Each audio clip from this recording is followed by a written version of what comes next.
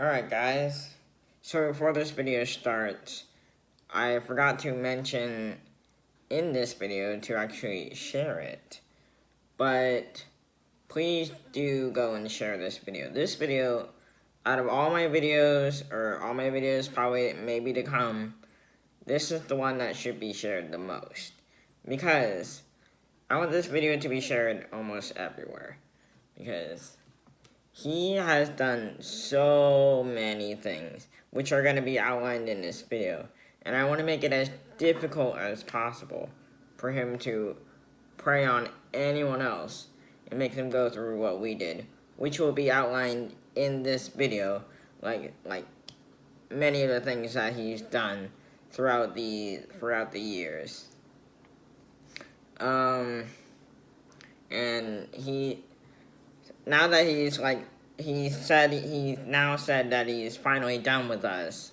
Now I know that he wants to latch on to someone else and do the same exact shit that he's done to us as he did with us. So share this video with as many people as possible, because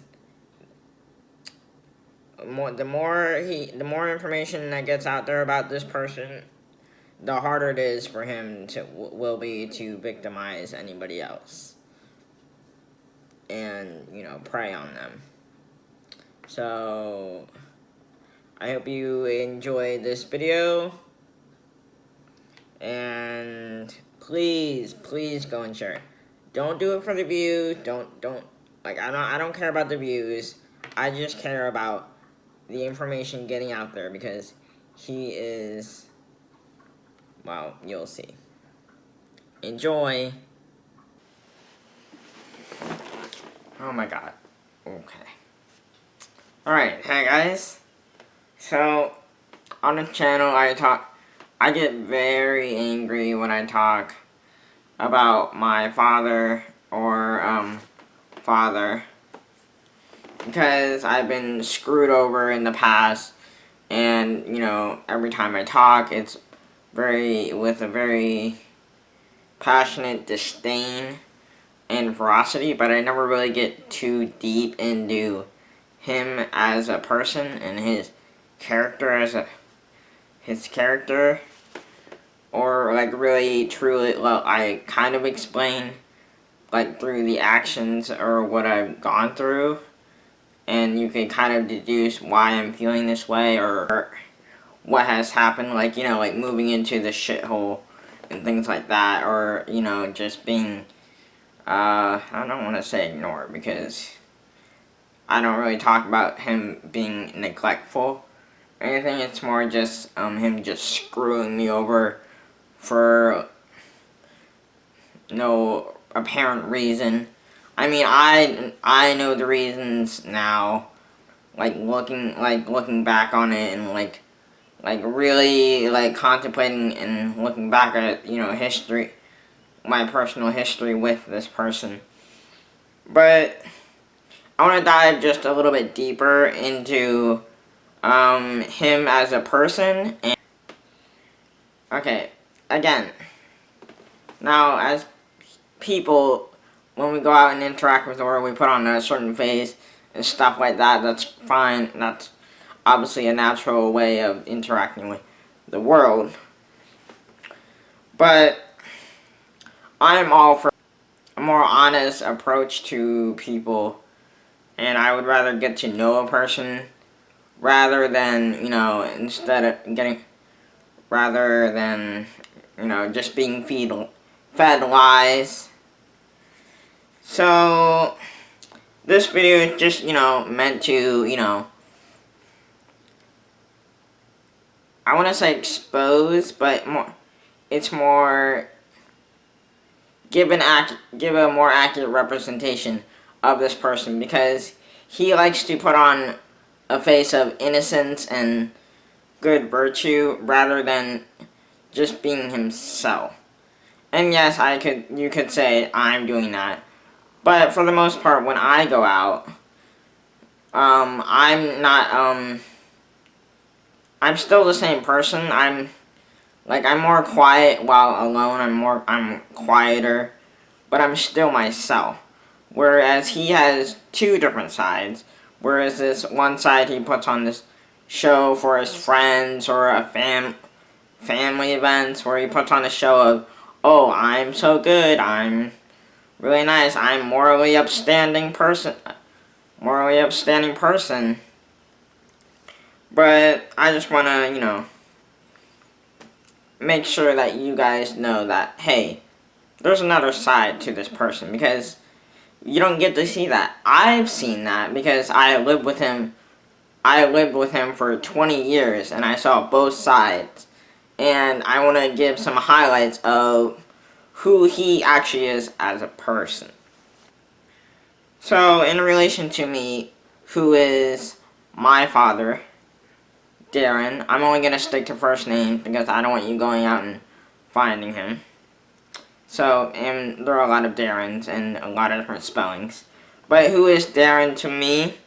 Well, Darren is, by the world definition, or by a cultural definition, or society's definition, he is my biological father. Now, I say biological father because I don't see him as a father or a father figure. Now, when I looked up father and father figure to see, like, what I would classify as a father, because I couldn't come up with, like, my personal definition. So, I just looked up on Google, father or father figure. And then by Google's definition, which I think really aligns with my own definition, is a father/father figure is a man who gives care and protection to someone or something.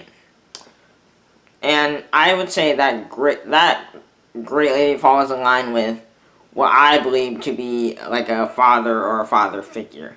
I totally agree with that. Alright. So okay. I don't think, honestly, when I hold him up to that standard of being a protector or caring, I don't see that. Like, here, I have some stories from my childhood and from these past few months that I would say he doesn't live up to this this standard of being a father, of being a care provider or a protector. So I'm gonna start back with a little ways in my childhood. Alright, so probably, okay, let's just say back in the early years of school, like grade school, middle school, I've always had trouble with homework or doing homework, specifically math homework and science. But mainly, again, remember it's really early years, so we're gonna say mainly just math, because math was a concept and a language unto itself that I could just not grasp. I'm just gonna kind of read through this.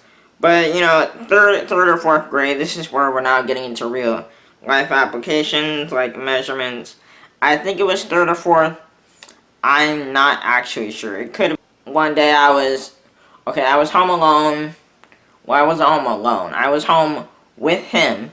He was there too. I was in my room doing my math homework the best I could at the time. And it was real life applications like measuring stuff, like I think the only thing I remember like clearly was sitting on my bedroom floor trying to measure something in my room's doorway. I don't really know. I just remember that and being very frustrated, and I couldn't do it. Or I couldn't grasp the concept or what I was doing. He was out in the living room, I was out doing my homework in my room, which isn't a normal place for me to do my homework. But that's what happened. So, again, like I was struggling as a child to do my homework. I relied heavily on my parents, mostly my mom, because my dad didn't really want anything to do with me or homework. Well, not me, but homework in general. So I didn't ask him for help, and he wasn't very approachable. But obviously, I had no one else to turn to, so as I asked him for help. I simply asked him, "Hey, can you help me to do this?" And he just gave the apathetic answer of, "Hey, I'm busy. Go away. Do it yourself. Ask your mother." She's not here. Mind you, she's not here. So how am I supposed to, ask her? And I didn't have a cell phone back then. I didn't have a cell phone back in 4th and 3rd grade. My first cell phone was in 6th grade. So, apathetic to, your own child's, maybe just failing class. But let's move on, because I'm getting way too much into this.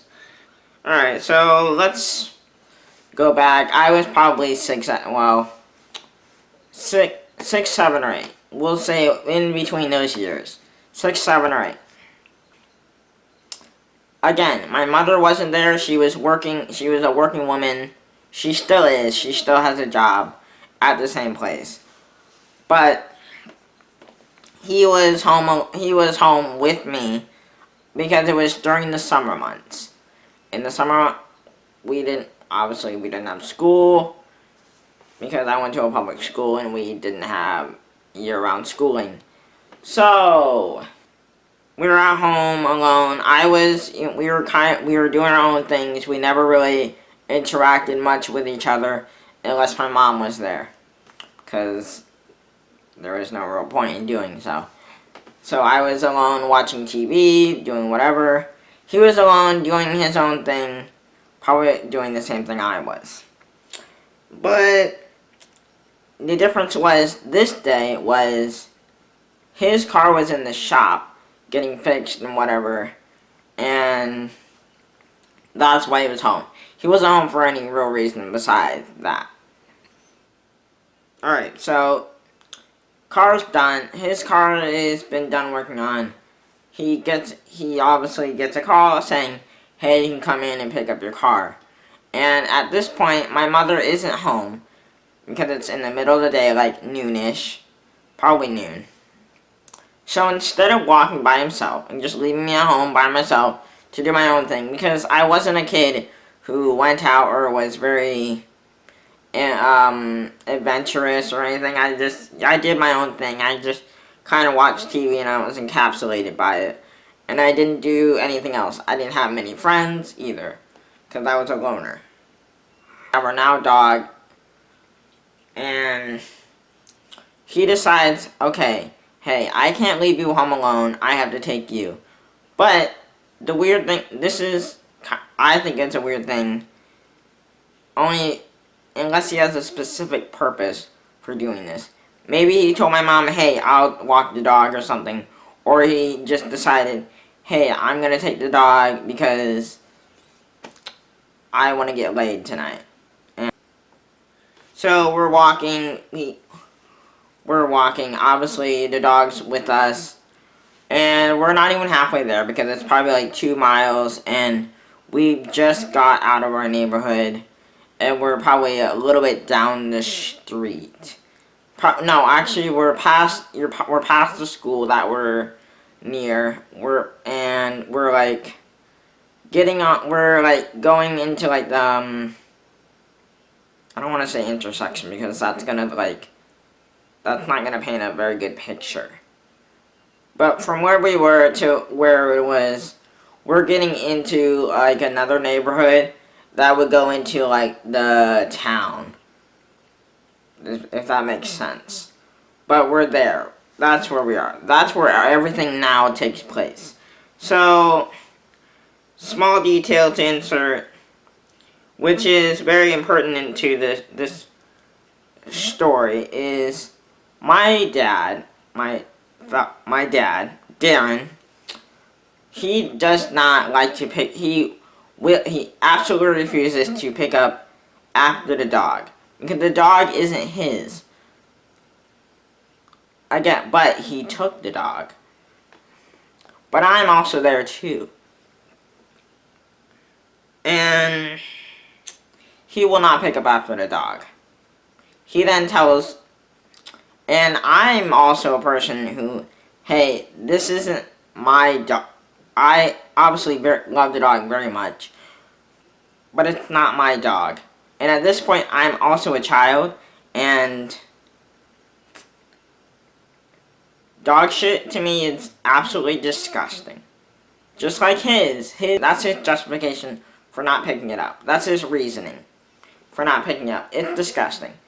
Which I now have that same that justification.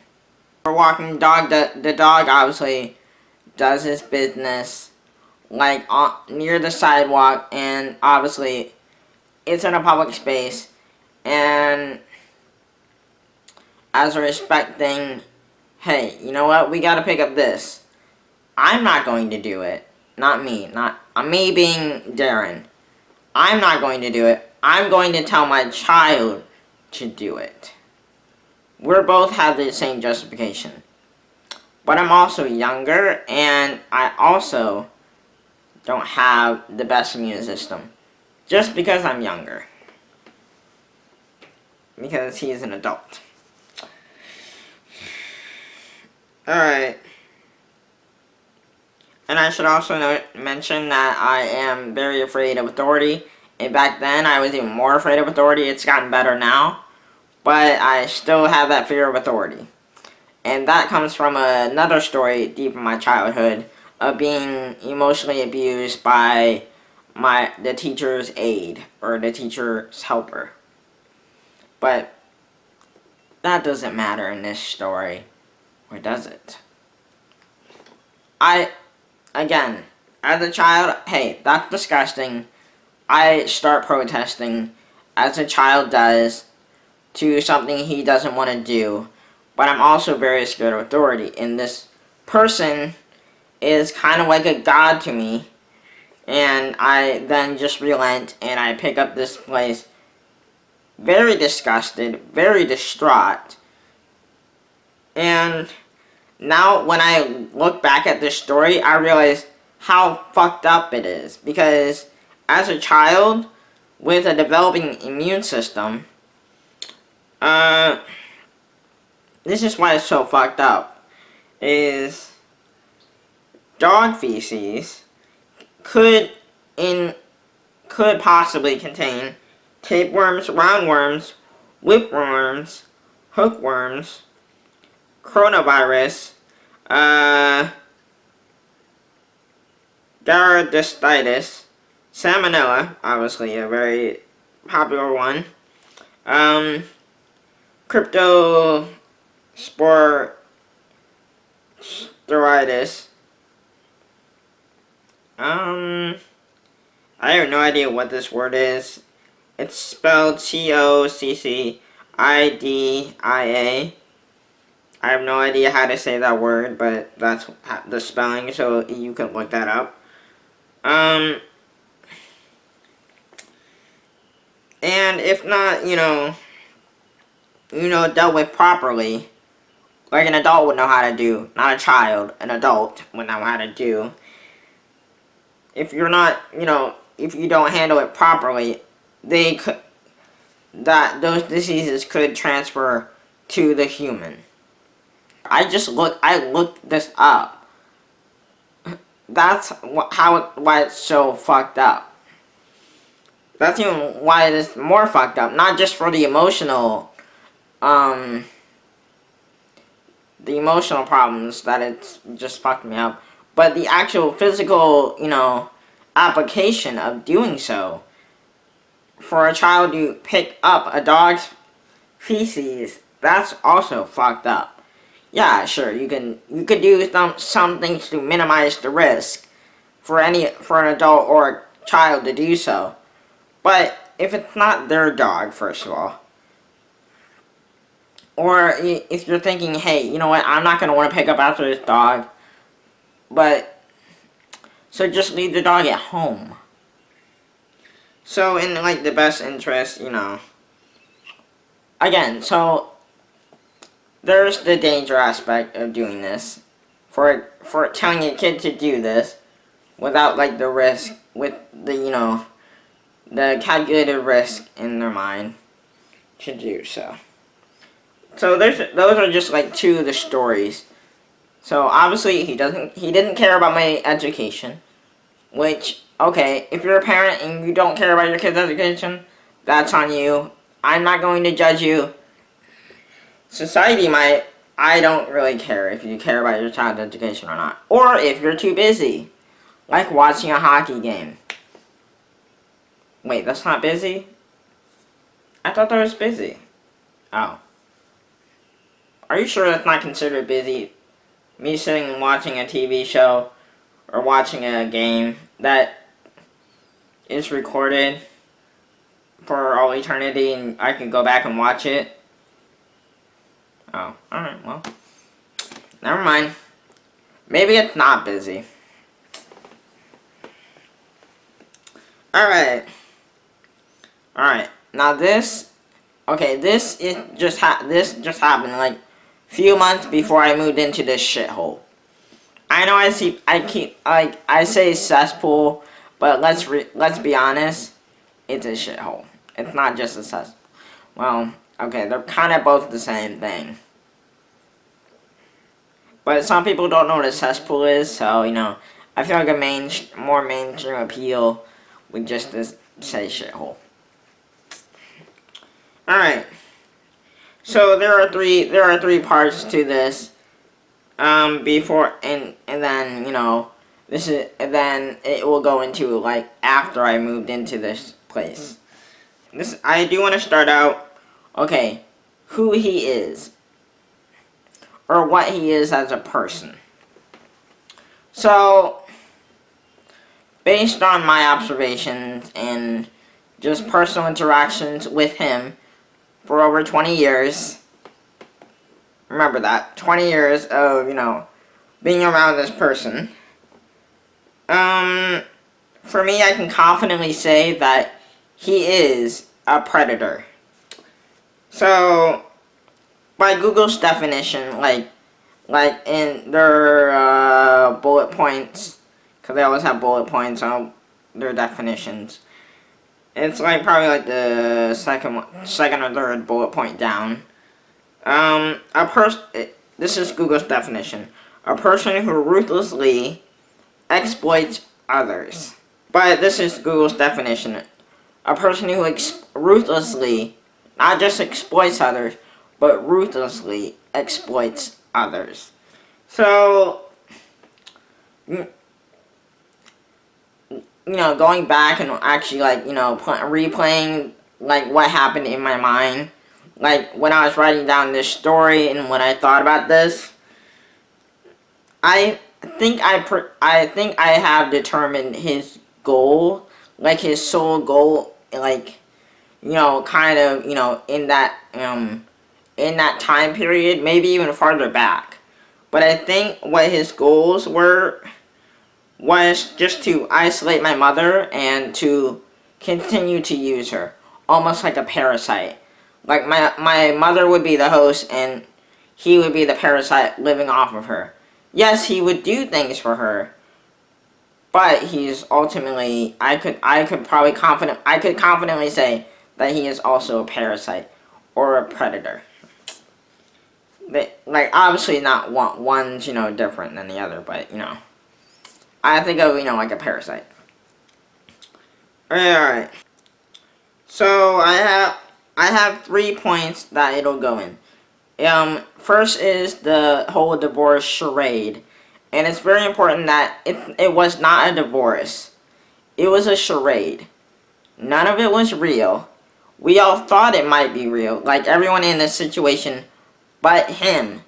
Until, when I'm looking back at this, I realized, hey, this wasn't real. This was all for show. This was just to put us in a state of vulnerability. All of us in this situation.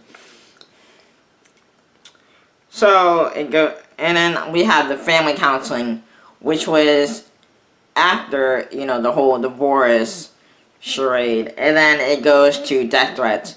This was the time, like, when I was, hey, you know what, he's terrible for us. We have to get him out. Me being me in this case. Hey, you know what, he's terrible for our family. We have to get him out. Otherwise, he's a danger. Which is not true, first of all.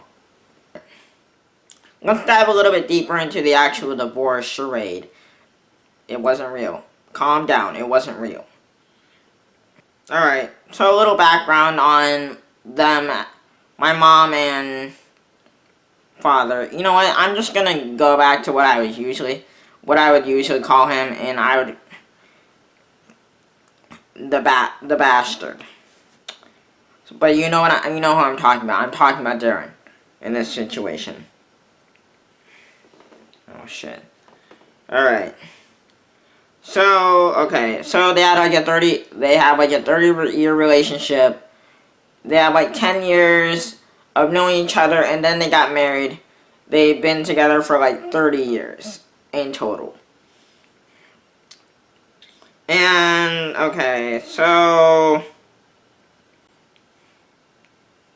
we were kind of already doing our own thing.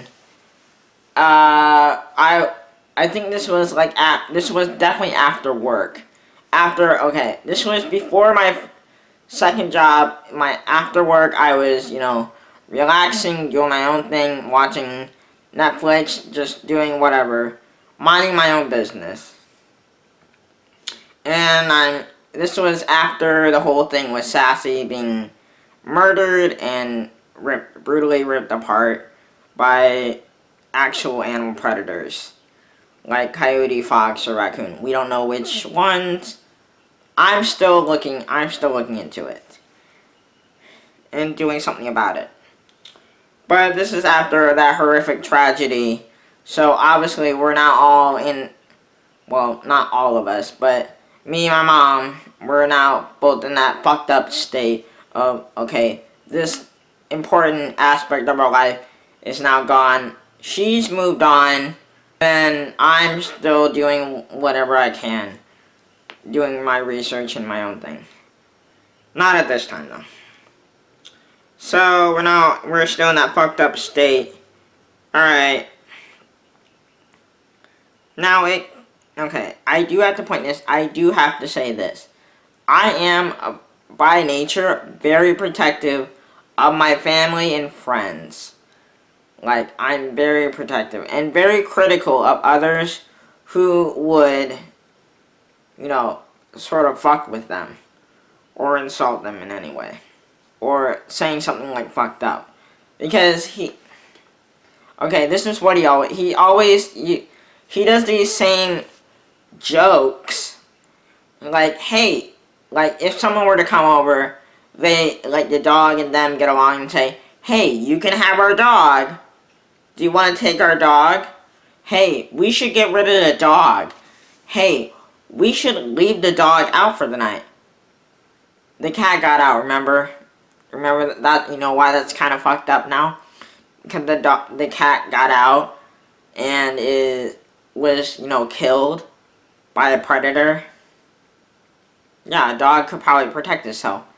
He's 10 years old, has had one major leg surgery, and is not very healthy. He says that often, and he would say that over and over and over. I think of the dog, the cat, as family. I don't think of them as property or just pets. I adopt this, hey, this is our family member. We can't just get rid of them. They're not replaceable. But obviously to him, everything is replaceable. It doesn't matter if it's not in my own worldview. But okay, so he does this often. That's a side note. But okay, one day I get okay.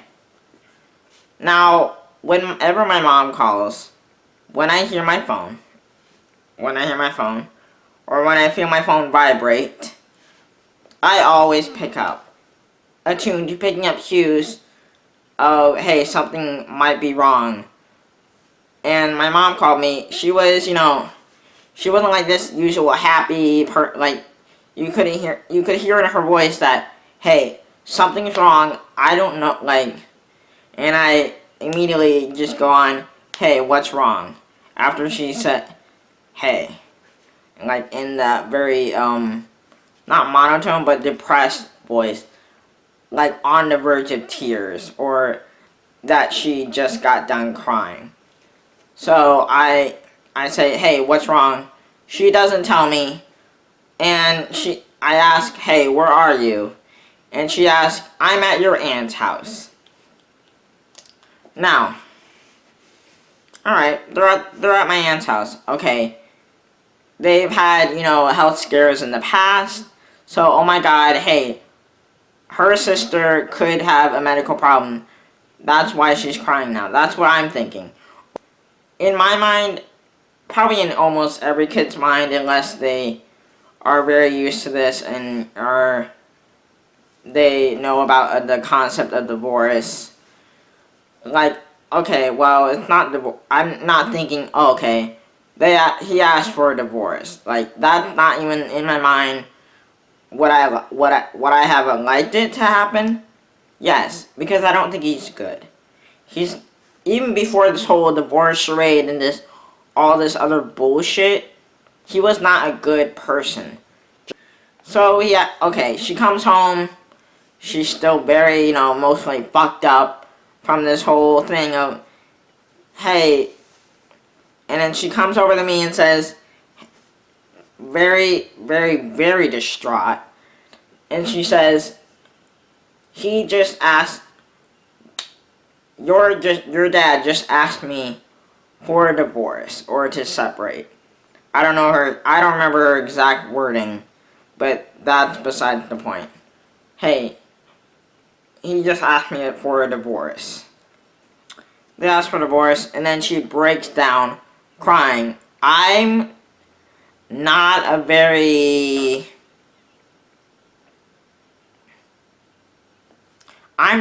comforting person. We both have that in common. We cannot comfort for shit. I'm not very comforting.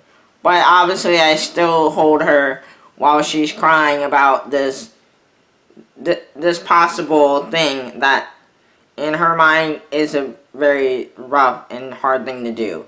Like, everything she's known as is now gone. But I don't know what to say at this point, so I'm just silent and I'm just, there for her. Now, I'm not at this point openly hostile toward him, because obviously I have to now tend to her and her feelings, and let her work through this.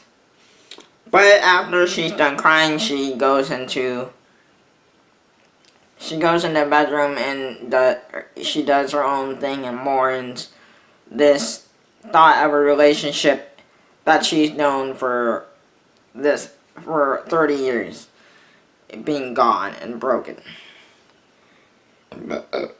I should also say that, hey, maybe don't say, hey, come over to our aunt's house so I can tell you this weird thing of, hey, I don't like you anymore, so let's get a divorce. But his justification was really weird. His justification for saying, hey, I want you here so then you can have your sister to cry with.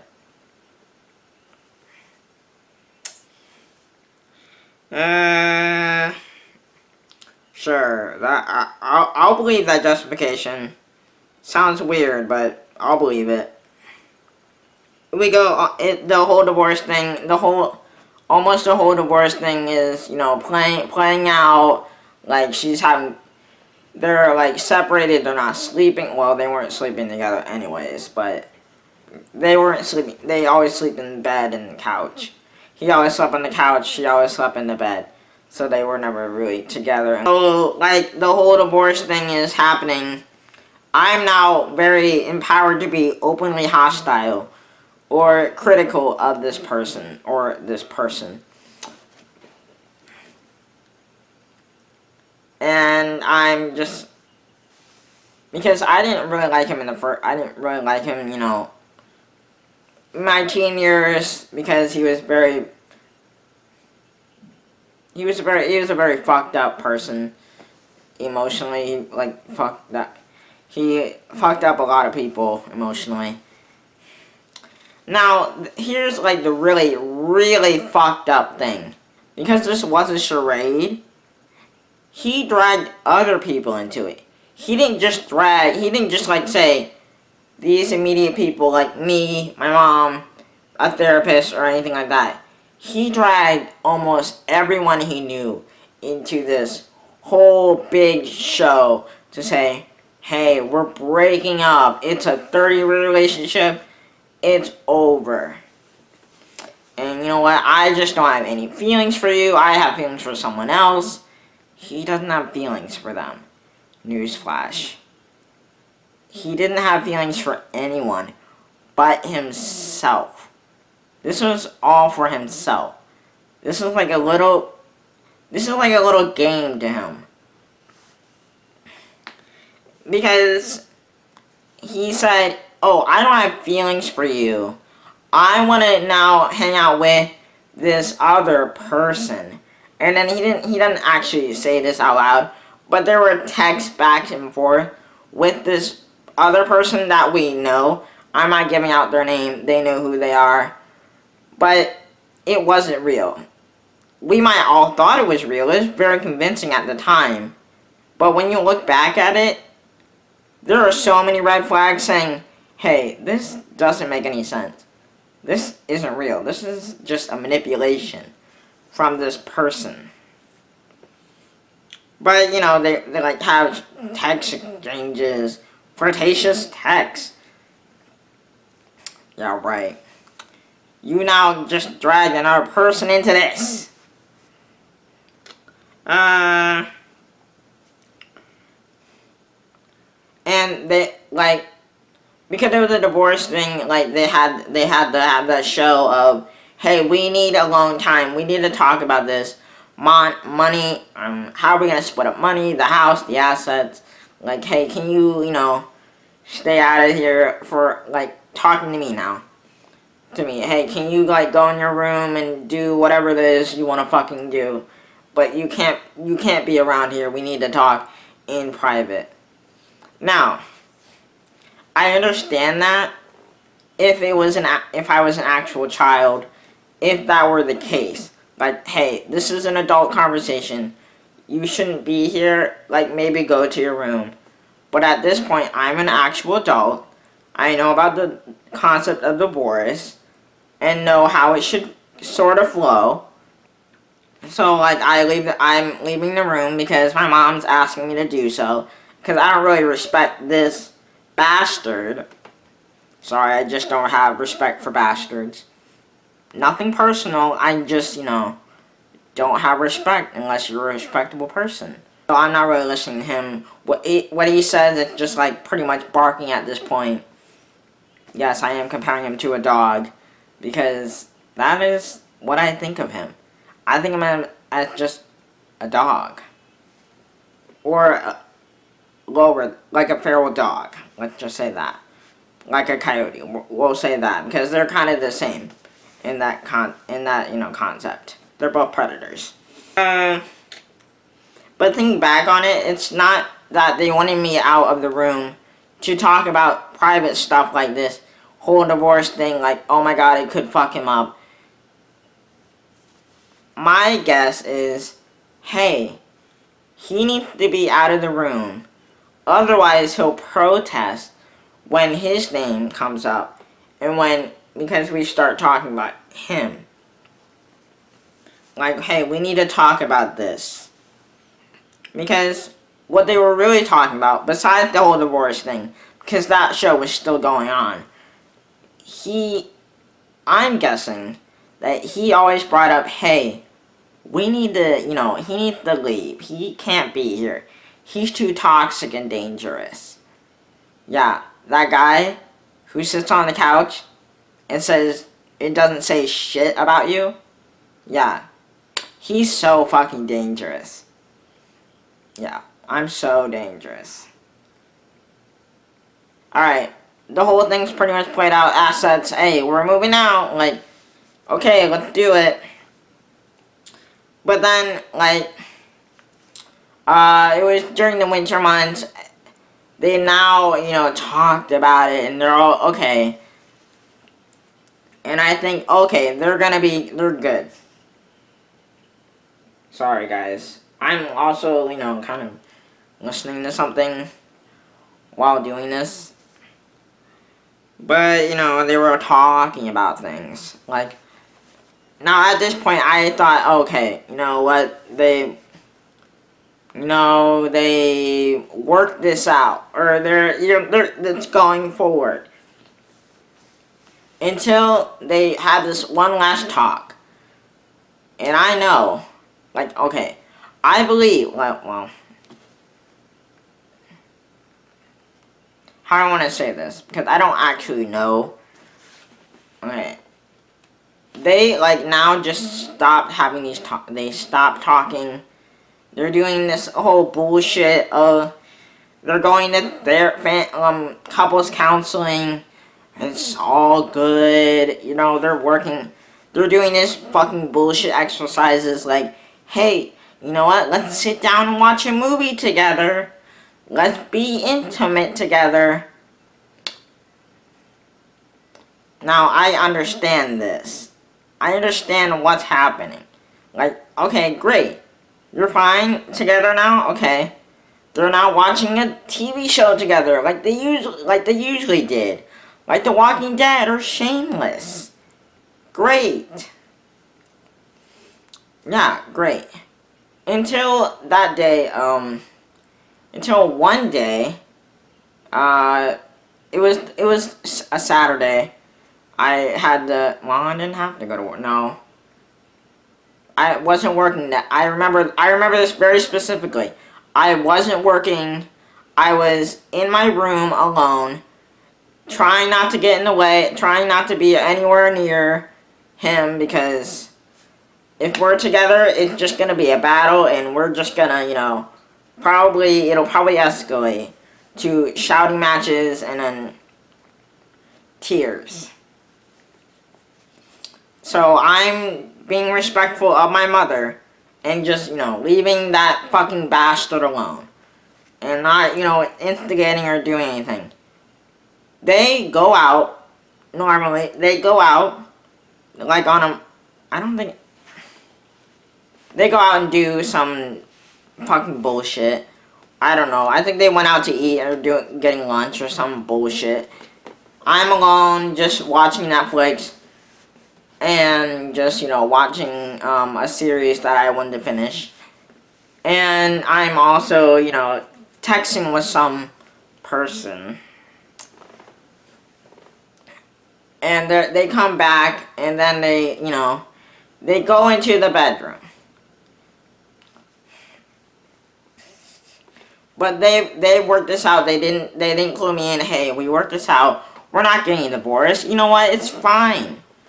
But I'm still thinking, and then, oh my god, this enrages me to the point of just leaving, because I can't be in the house now with them. So I leave the house, like I text this person, hey, you want to meet up? You want to do this? Let's go. I text them. They don't. I text them. I didn't text them. I text my mom, hey, I'm going out. I'm going out. And she didn't get the text. Or, hey, where are you? That's the text that came later. Hey, where are you? And I even said, hey, I'm going to the park. But this is the idea. Because I'm so pissed off that, hey, you know what? If you want to do that, if you want to do this bullshit, I'm going to go and do my own fucking thing. So I leave, and just do my own thing, just to, do my own thing. Like, not to hurt them or anyway, just to do my own thing. Alright. Now we're gonna jump a little bit forwards. And now we're going to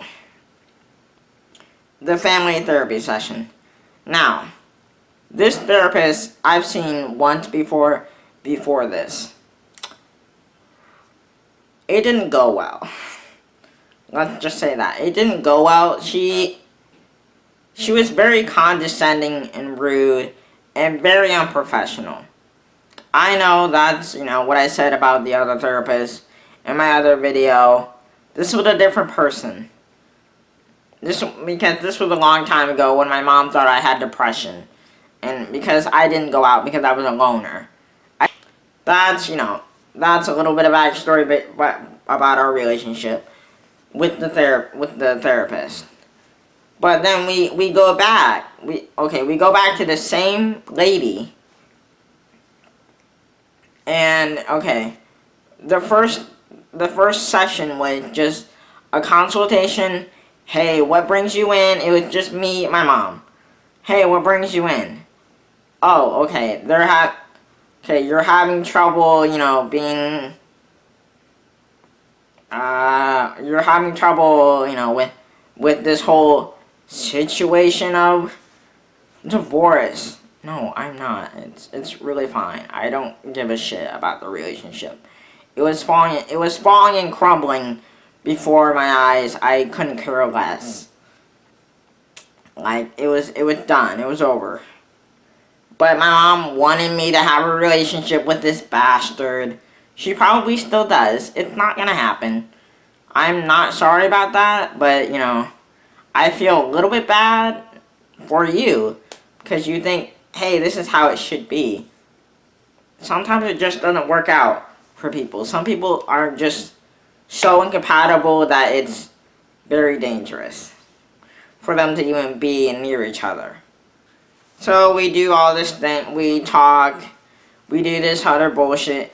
The therapist at the end of the session said, hey, addressing me, hey, is it okay, very condescendingly, hey, is it okay that we, maybe can we, bring your dad into this? And can it be a respectful thing? And, have a sit-down and conversation? And I'm very tough at this point and very, I don't give a shit, I don't really care. Yeah, you can do whatever the fuck you want. It's all bullshit anyways, I don't give a fuck. And that's the attitude that I had, and I said, yeah, sure, whatever. And that was a mistake on my part. I did that.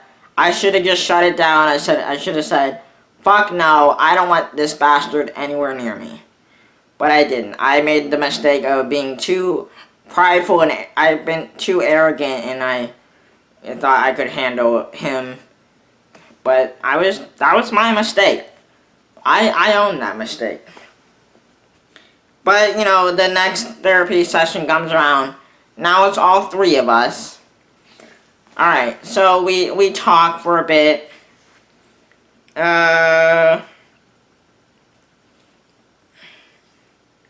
Okay, but newsflash, it was a big fucking waste of time. And it was fucking bullshit. Alright. It was a time and waste of energy. Again, it was my mistake for even agreeing to this. But it was my own arrogance that did that. So, in that moment, I was very arrogant and very prideful, and I think I could take this person on.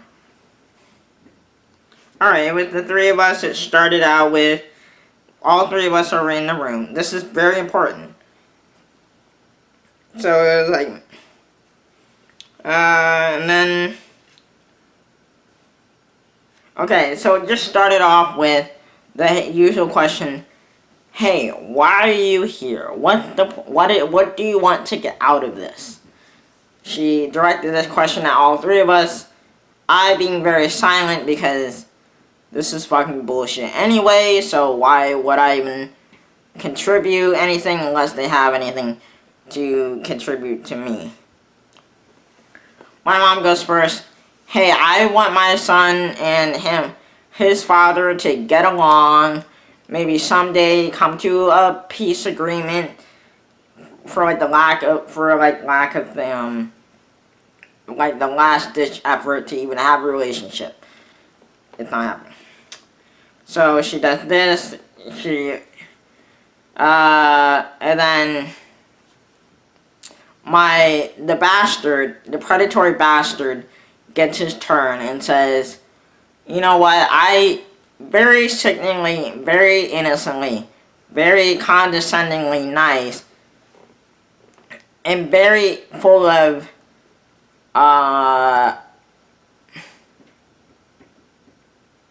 intention of hurting, or intention not hurting, but, poking, or, insultingly, I don't know what I'm trying to say. But it was obvious that he was trying to provoke me.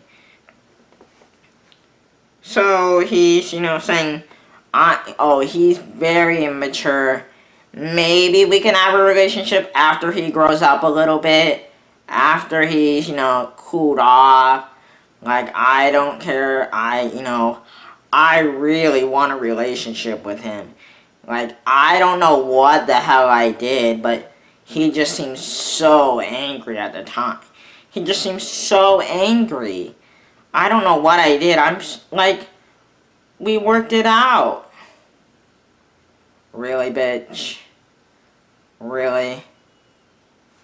And yeah, at this time, I fell into that trap. I went into a defensive rage and saying, really, I'm immature? And then I start listing off all the ways he's been immature. Like cheating, or having an emotional affair with this person, cheating on your wife. Yeah, that's so mature. That's great, because when I get very defensive, I go straight for the jugular. I'm a cutthroat bitch. That's my flaw. At this point, we're just, like, I'm totally shut down. Like, I don't give a fuck. This is fucking bullshit. It's a farce. Because it was a farce. And I could see that. Even through the blinding defensive rage, this is a farce. I don't want to be here. This is fucking bullshit. And you know what? We still had an hour and like 15 minutes to go. Or I don't know how long. I don't fucking remember how long the session for exactly. But at this point, the therapist says, hey, we're gonna now talk alone. Like, me, your mother, and the predatory bastard. She didn't say that, but I'm saying that for context. We're gonna talk alone now. Can you now leave the room? And I got up very angrily. I left the room, and as I was leaving the room, the bastard was saying, hey, can you close the door? Can you close the door? Can you close the door? Like, fuck no. But I go and sit in the waiting room, and I wait for about an hour. I turn on my music, and I just sat there and waited, and, was, trying to calm myself down. Now, this revelation didn't come until later, but I now know why they wanted me to leave the room. They wanted me to leave the room so they can talk about how fucking toxic I am and how I should be removed from the house. And like, hey, do you have a date set up? Sure. August 1st, day before my birthday. Like, oh, and then obviously it's like the therapist probably, I'm saying probably, I don't know if this happened, but I'm saying, hey, you know what? Yeah, I agree with him. He's very toxic. He shouldn't be around you guys. He's gonna hurt the relationship and hurt you guys. You should get him out as quickly as possible. And obviously, my mother in this whole fucked up mental state. Now, being exploited by not only the bastard, but this stranger that doesn't know anything about me. Well, she didn't know anything about me, because she knows only the surface level. She didn't actually know me. She just sees what she wants. And she sees, hey, this man, he is a godsend to this woman. So they should stay together, but he's a demon. He needs to be out. Like, we can't have him around. I should also note that this was also a very religious organization, and that imagery is very correct in my assumptions. That I'm a fucking demon and he's a godsend. Hey, reverse those roles. Reverse those. I actually care. But I left the room, obviously. The date for my moving out was set already August 1st.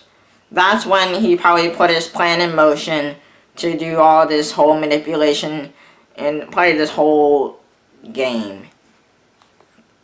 Him doing this, like, hey, you know what? I'm gonna fuck with him. Alright, hey, you have to be out by August. You have to be out on August 1st. The day before my birthday. Now, what kind of message does that send to someone? Hey, that you have to be out of the only home you know, or the second home that you know, and away from the person that gives you comfort and the dog. After you lost your sister. Oh yeah, fuck you. So it's now moved up to like a week, like probably like months earlier now. It's like March 19th. I only remember it was like a Tuesday. I don't know what Tuesday.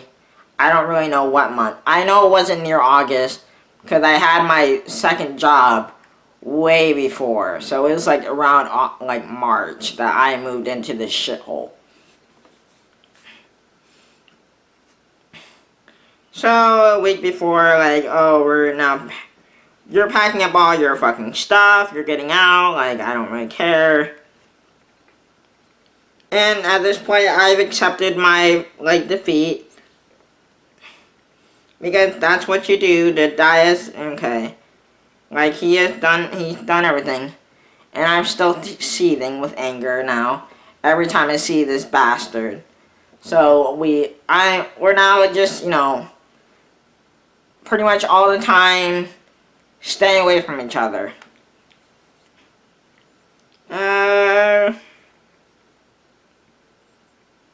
Okay. Now there was one last encounter with him. Now, before I moved out, there was a very scary situation, like a very dangerous and scary situation that happened, that followed. Now, I should say that I'm not entirely innocent in this encounter. Now, at the time,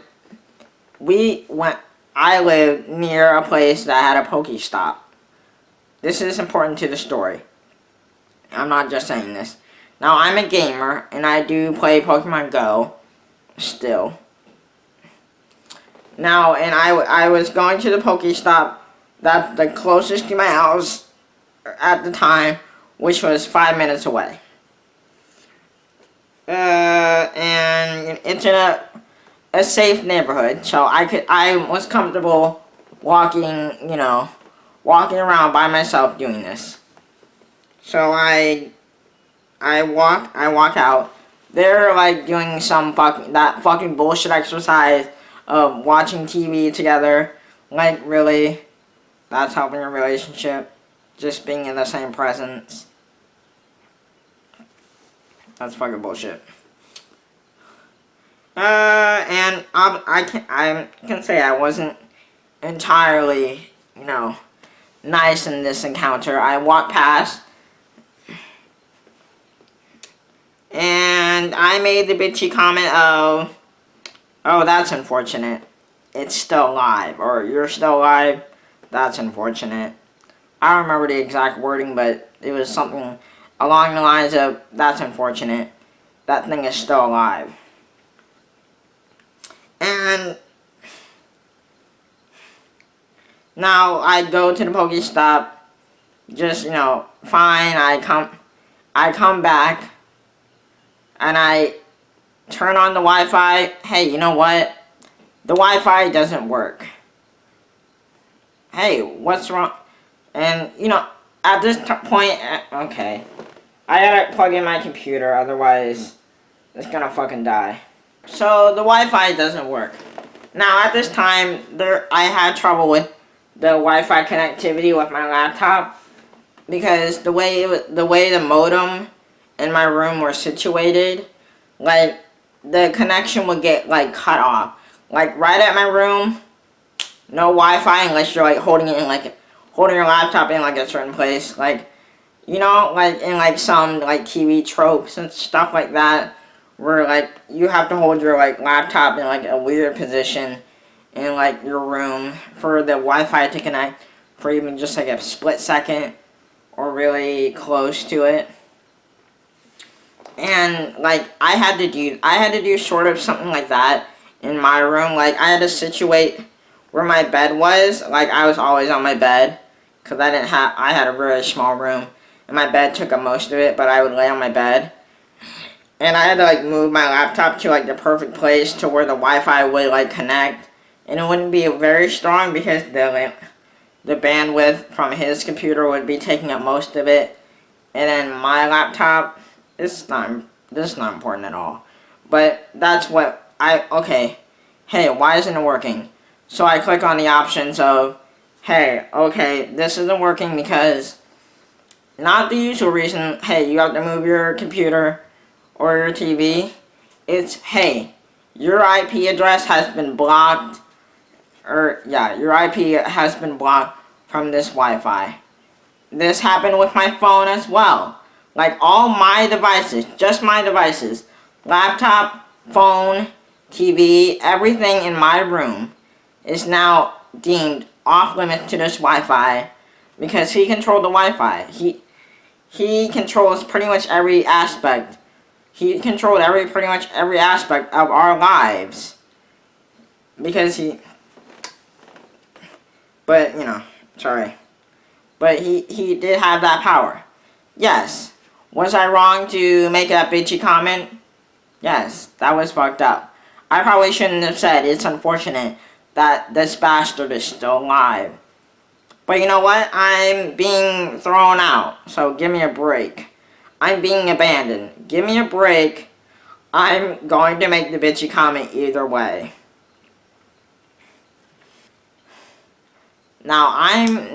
Okay, remember, we're all still fucked up. Now even more.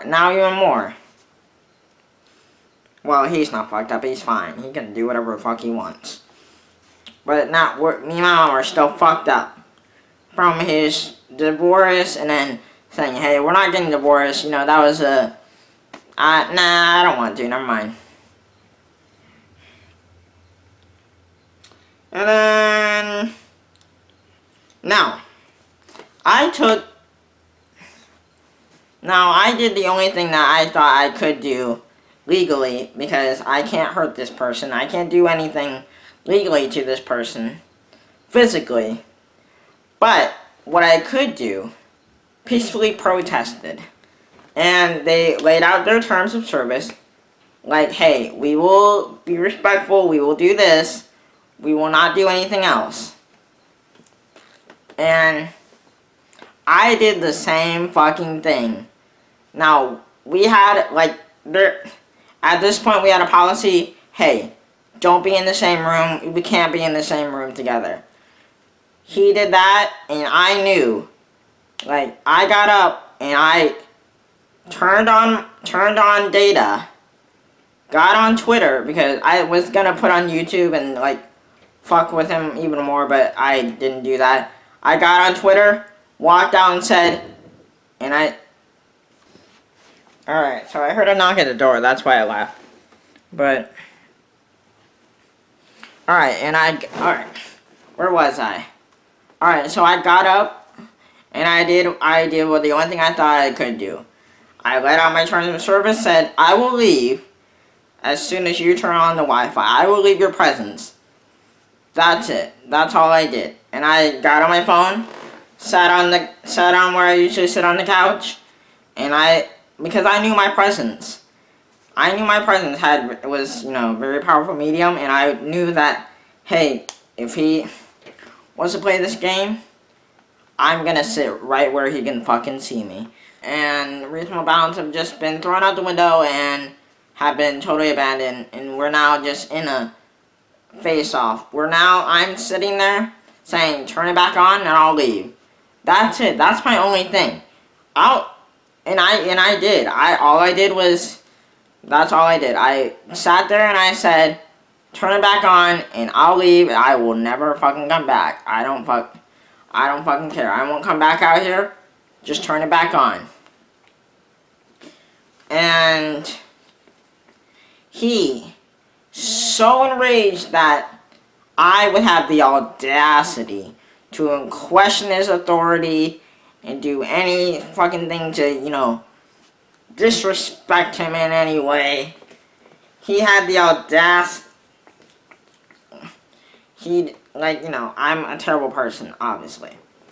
I don't claim to be a nice, good person. That's not what I claim. But I did this out of, disrespect, obviously. One, the bitchy comment, and then two, the protest. I didn't do that out of disrespect. I did that out of, hey, you know what? That's fucked up. I'm getting it back. So that's what I did. And I didn't do anything else. I didn't do any death threats. I didn't do any of this. But you know what? He did. This is what he did.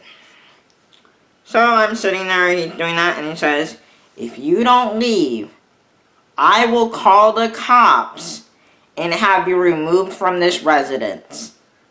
Yeah, legally you can do that.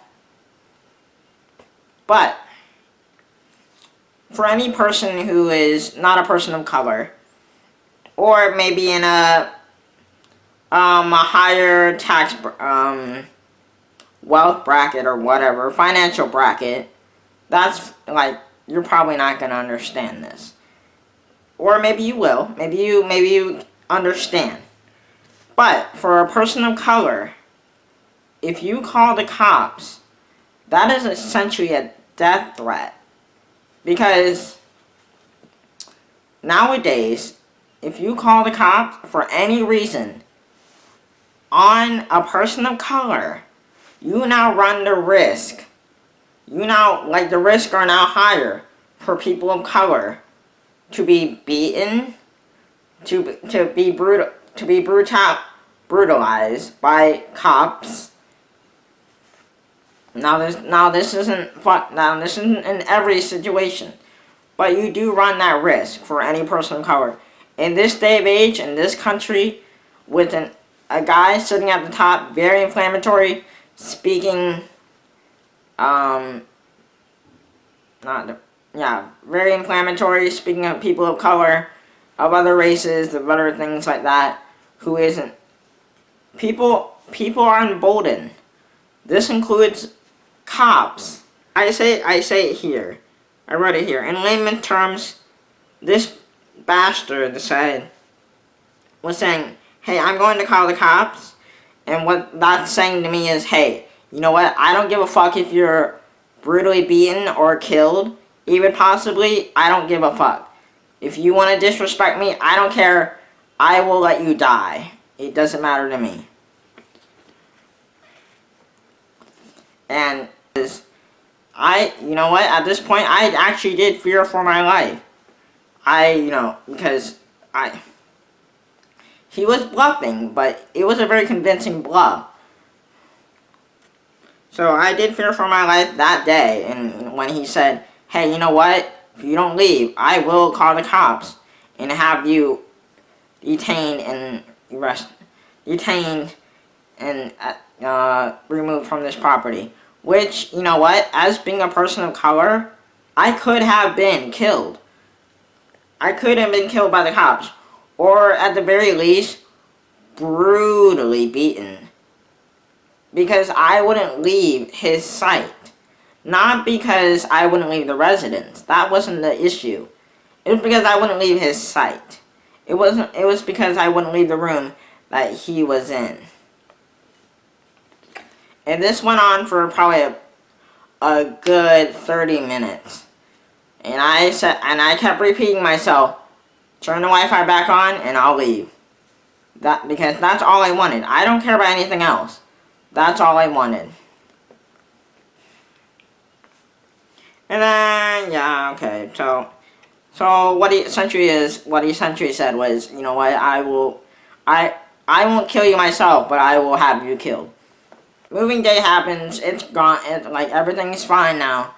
Well, not everything's fine, obviously, it's still fucking bullshit, and I'm still fucked up, and I'm still fucked. But moving day happens, I move into this shithole that I'm currently in right now. And there are a lot more, you know, like, I was very critical of it in the beginning, obviously, for obvious reasons, you know.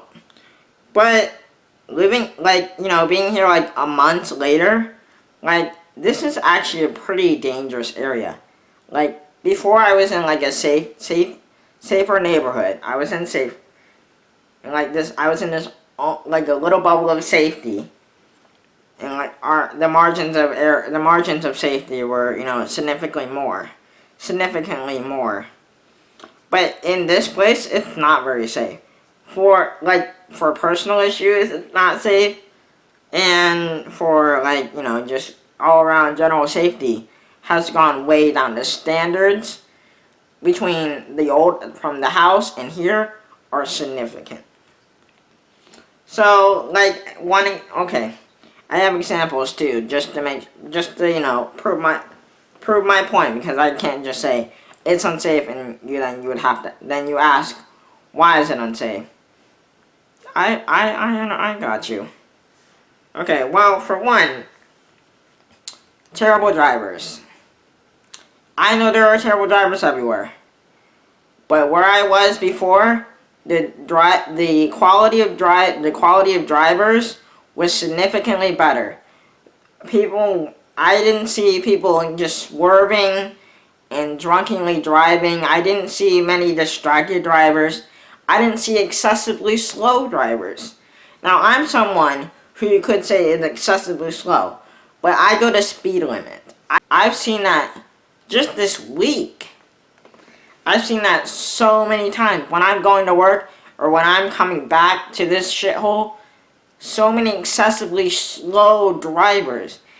It enrages me. I already have very bad driving rage, but that's one. I like, at least go the speed limit. Now, I never thought I would say that. Like, at least go to speed limit, because for a time there, I drove a little bit slower than the speed limit. Not on purpose. But I did, because I'm a very cautious driver. Being a person of color, and I could be, you know, pulled over if I was speeding. So I don't really give them a chance to pull me over. And if they do pull me over, it's for illegal reasons. And I can, you know, call them out for that. Swerving is so bad. Like, I'm only gonna give one example, but there have been a few more examples of swerving. I think it was last week. Well, this week, it's Saturday now. But this week I was driving, I'm pretty sure I'm trying to think of which way I was going. Oh, I was coming back to this shithole. So I was coming back,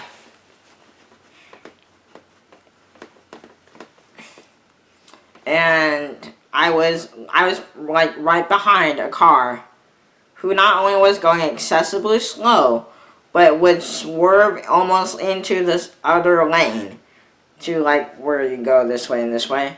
We were in the middle lane, and they were swerving, like, like over the double yellow line. So me trying to, like, slow down as best as I could just to get away from them. I didn't want to be anywhere near them if they were to get into an accident. Even to the point of saying, okay, maybe I should, you know, call the cops on this person, which I probably should have done. But the only thing stopping me was the practicality of it. It wouldn't have been practical for me to call the cops, because one, I didn't know the street I was on. I had an idea of the street, but I didn't know the exact street I was on. And two, by the time even the call would have gotten to them, that car would have been long gone, and it wouldn't have mattered anyways. Cops could only, say that cops would, say, hey, you know what, we didn't see it, so there's nothing we can really do about it. Yes, I reported them, but it could be in their system. Like, hey, you know what, he has this car and the license plate has complaints on it of unsafe driving, or whatever the legal term is. But yeah, that's it. And then living farther away from my jobs. Now, obviously you run the risk anytime you get in a car, or anytime just existing, you run the risk of getting in an accident. But on the road, you are now in a risk of you could be in an accident at any time, from distracted drivers or anything like that, or slow drivers,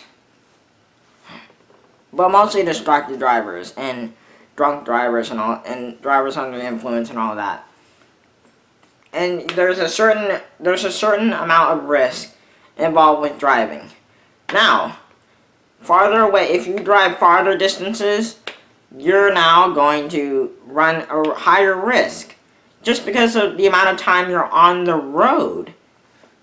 So, because I only go to like a few places, which is work, pretty much work. That's all I go, and the shithole. So I'm going, really farther. Like my second job is like across town, so I'm now running that risk of now being in an accident with people, or getting into an accident with people hitting me and me possibly hitting them. Now, I'm not saying that I'm infallible and I can't hit some person. I probably could. I pride myself on being a very cautious driver. That's the one thing I will pride myself on. But I do run that risk of getting potentially distracted by something and hitting someone, or just having my car malfunction and hit someone. And they being on the road with other drivers, that same risk is now involved. It is then increased because I'm on the road longer. So, that, again, so that. And then, dwelling in close proximity to cops. Cops being just anyone in a uniform. And I'm also putting the caveat of living in close proximity of cops that I don't have any personal relationship with or know them. Because I've noticed like a few cops that live in this place, that live in this shithole or this complex. I noticed one cop, and it's across the way, and which is very nervous for a person of color. These are the only examples that I could come up with of just why it's so dangerous. Plus, I'm pretty sure this place also has bed bugs too. Like, my legs are really itchy all the time, and it's like bug bites, I'm pretty sure. So, there's that. We have bed bugs. I'm pretty sure. I haven't seen any bed bugs. I thought I saw one, but it was a gnat. But I'm pretty sure my bed now has bed bugs because of now I'm now in this place. So thank you for that, you stupid bastard. Now, okay. So now concluding this and ending this out. All right. So just to reiterate, As a kid, he didn't really care if I failed school. So as a kid, he didn't. For me, he didn't care that if I failed school. Which, if I failed school, it's kind of a hindrance. I don't know if you know this, but if you fail school, it's kind of a hindrance for the rest of your life.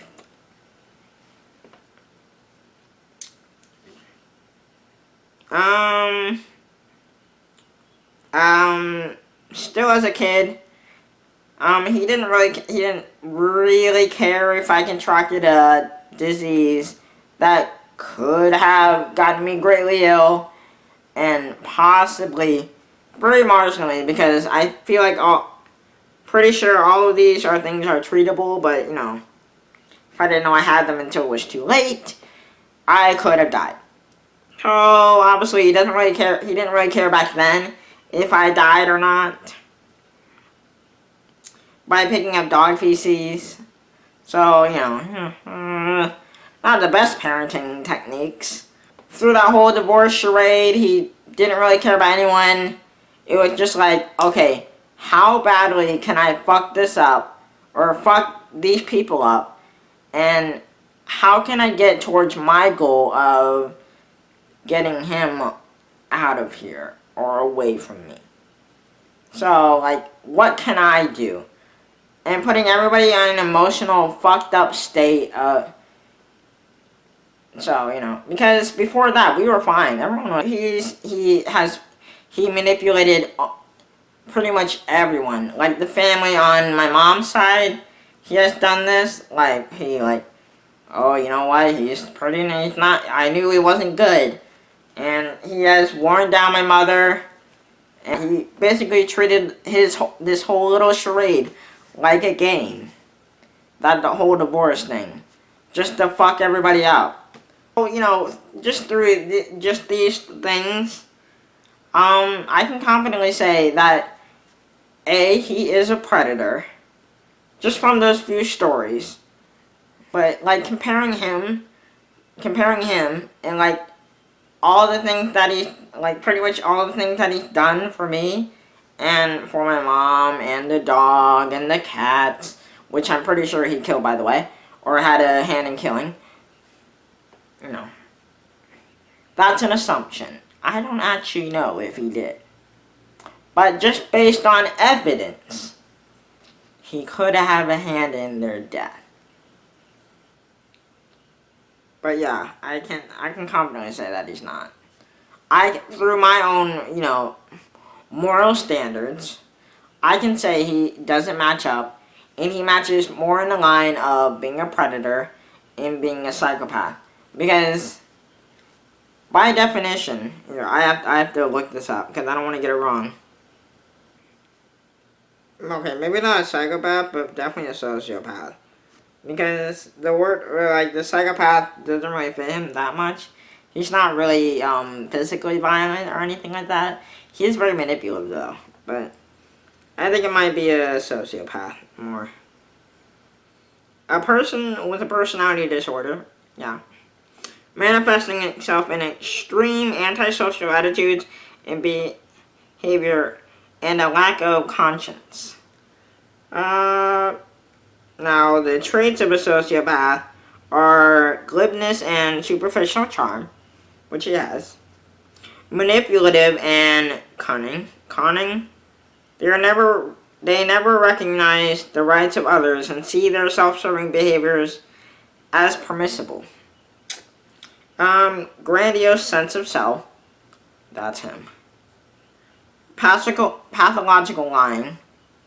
That's him all the time. Him saying that he doesn't know what I'm talking about when I give out clear examples of him pinning me to the couch and screaming in my face when I was a child for acting like a shit child, and then saying, I don't remember that. You're lying. You do remember it.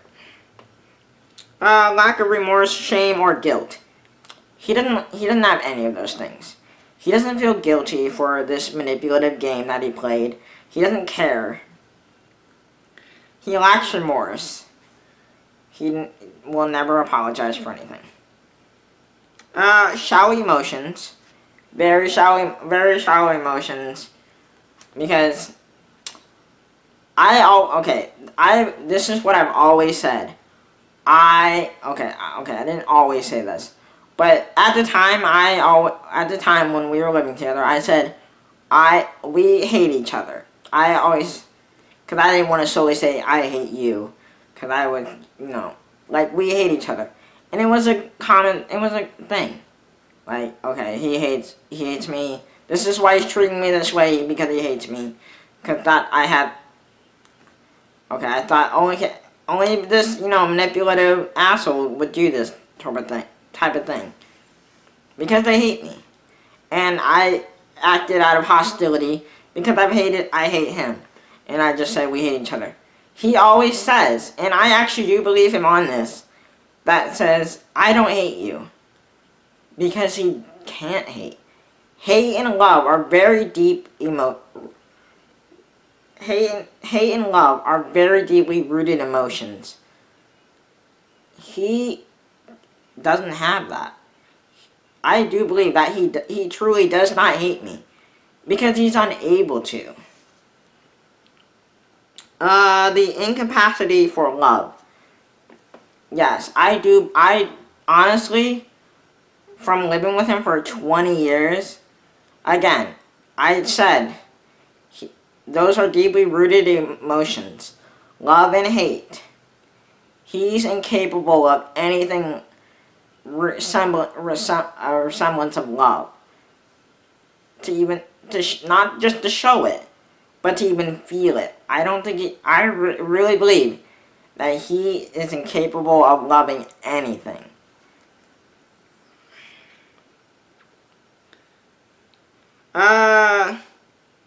Oh shit. Okay, I just clicked on it.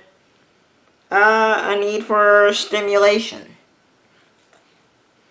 Yeah. Living on the edge. Verbal outbursts, physical punishments are normal. Promiscuity and gambling are common. He does gamble. There are other people that gamble, I know, and they're fine. Like, I think it's more the, not the living on it, the verbal outburst, yes, he will, do that. And the physical punishment, yeah, back when I was a kid, he was a very big proponent of, beatings. With belts, with objects, not even just hands, with, like, actual objects, like a belt. He was very into that. Callous, lack of empathy. Okay. I didn't say this before, but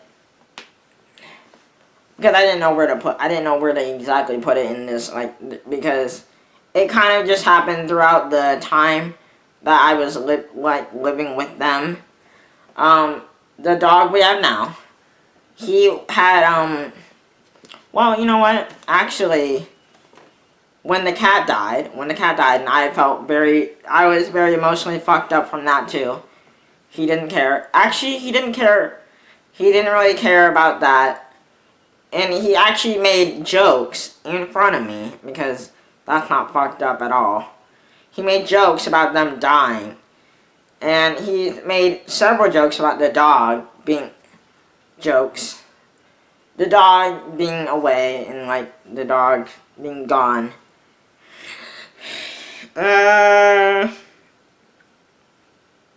Unable to empathize with pain of their victims, having only contempt for others, feelings of distress, readily take advantage of them. Yes. That's, explaining the callous and lack of empathy. Yeah, he was not empathetic at all. This is not just me telling you that he's a sociopath. But, now, yeah, sociopaths aren't all bad. They're not. He's just one of the bad ones. Poor behavioral control and impulsive nature. Let's see. This whole game would seem very impulsive. Shit, I only have like 5 minutes of storage space left. I gotta hurry up. I gotta crank this out. Early behavioral problems and juvenile delinquency, I don't really know. I'd have to ask my grandmother on that one. But from what I see now, probably yes. But I don't really know. Irresponsibility or unreliability, well, it didn't help me throughout my childhood, so I would say that's pretty unreliable. Promiscuous sexual behavior or infidelity. Remember when I said that he was, playing the charade? Yeah, that part of that charade was an emotional affair. And that could have led up to a sexual affair as well. If it went that far. Lack of realistic life plan. Parasitic lifestyle. Remember in the beginning when I said that he used my mom like a parasite? Yes. Criminal or entrepreneurial versatility. He changes life story readily. Yeah, probably. Yeah, I would say so. Yeah, he did put on a mask of, oh, I'm so good. And readily changed his story and changed everything. And changed, parts of it. There's other related qualities. I'll put this in the description so you can read it. Now, obviously, he's not diagnosed because he doesn't want to go to any therapy. Or a therapist to see that. But he isn't diagnosed as a sociopath. I just kind of come up with a conclusion just based on this and from my psychology class in high school that he's a sociopath. But he's not diagnosed. Alright, so I gotta end this out because I'm running out of space. You know what? I don't know really what else to say other than just like and subscribe because I just wanted to get this out there because I want people to make an informed decision based on what they see. If you see him on the street or anything, like, now you have an informed decision if you would like to talk to him or not. Or family members, if you know him, maybe if you want to distance yourself from him. Because, honestly, from living with him for 20 years, it's been a mess. And obviously, I'm our prime example of him just fucking everything up and fucking everything. So, again, I just want to reiterate, like, subscribe, I don't know, comment something nice. Comment below some stories that you run into sociopaths or had anything maybe similar to this, or any stories you would like to share. You know what? I will see you all next time. Thanks, and this is going to be long-winded. Thanks for watching.